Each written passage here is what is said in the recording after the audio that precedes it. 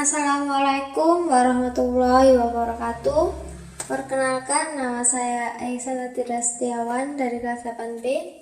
Kali ini saya akan membahas tentang bullying.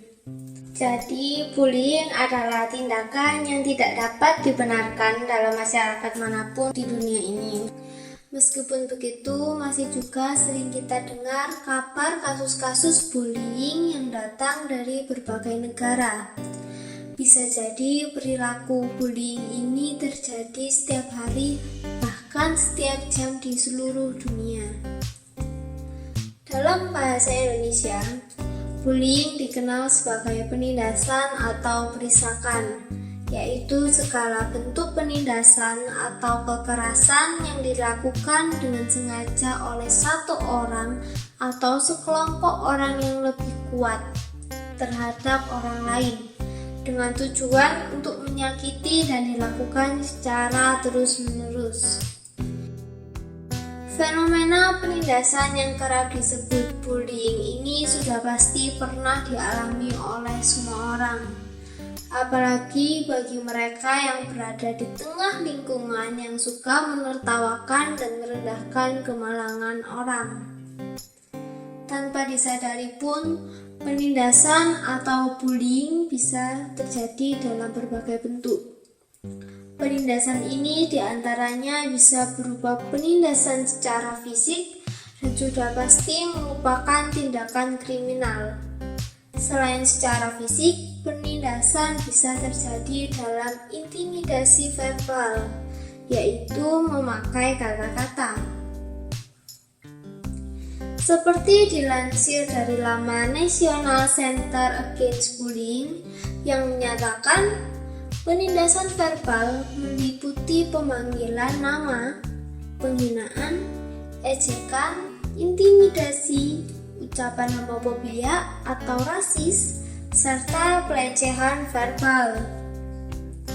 Intimidasi verbal dalam masyarakat kita tidak hanya terdengar dari kerumunan supporter sepak bola saja, tapi sudah terlalu sering bahkan akrab terdengar dalam obrolan keseharian.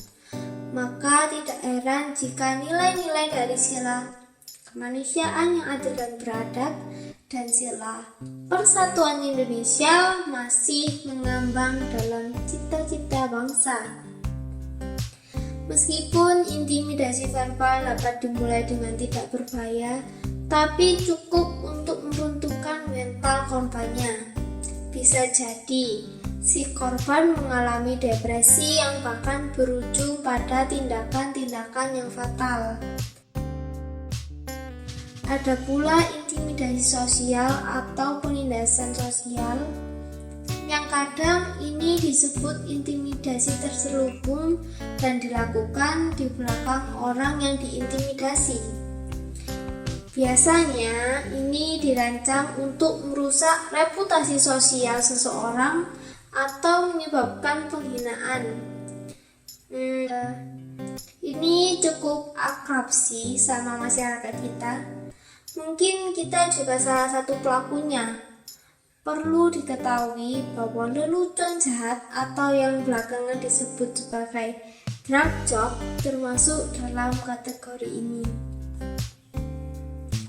Berikutnya yang tren mengikuti perkembangan teknologi informasi adalah perundungan cyber. Ini dapat berupa perilaku intimidasi terbuka atau rahasia menggunakan teknologi digital. Intimidasi cyber ini dapat terjadi kapan saja dan seringnya hanya diketahui oleh target dan orang yang diintimidasi. Mirisnya, masih banyak pula yang menganggap kekerasan dalam bentuk tulisan daring ini sekedar sebagai candaan atau dianggap sebagai wajar.